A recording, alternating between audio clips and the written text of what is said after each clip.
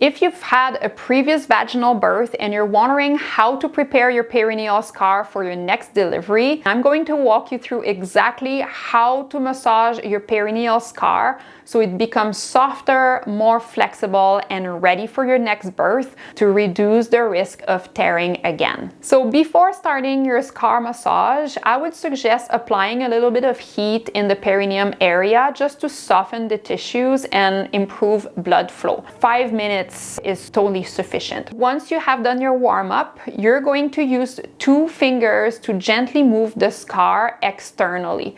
Okay, so most of the time the scars are between the vagina and the anus. So you're going to put 2 fingers right on the scar, and then you're going to gently apply pressure, and then you're going to move side to side, up and down, circles in one direction and circle in the other. You can do like 5 to 10 times per technique. It's normal to feel a bit of pulling or tightness while you're doing this, but we want to avoid any sharp pain or burning, okay? If that's the case, that's your cue to back off. Maybe you're going too hard, so make sure that you're staying in the comfortable zone. There can be a little bit of tugging and discomfort, but it shouldn't be pain or burning. So once you've done that external preparation, we're going to go internally and not very deep, okay? And make sure that you're cleared by your provider, of course, before doing any internal work. What you're going to do is insert your thumb about 2 centimeters in the vaginal opening,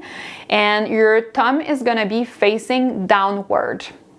And now we're going to test 3 different points, one at 7 o'clock, one at 6 o'clock, and one at 5 o'clock. So you're going to apply 30 to 60 seconds downward stretch on those different points. So at 7 o'clock, holding that for 30 to 60 seconds, then 6 o'clock, then 5 o'clock. Again, we don't want any sharp pain or burning.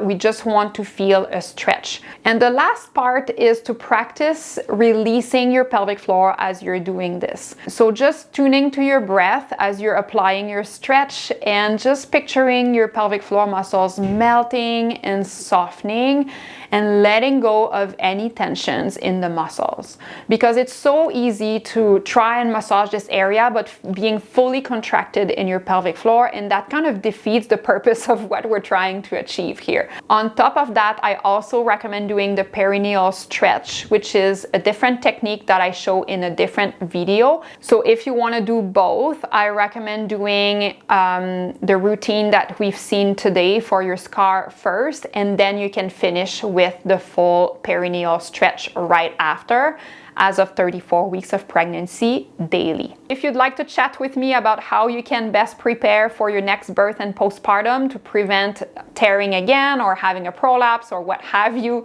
comment help in the description below and we'll be happy to send you the link to book a free call with me. Thanks for watching.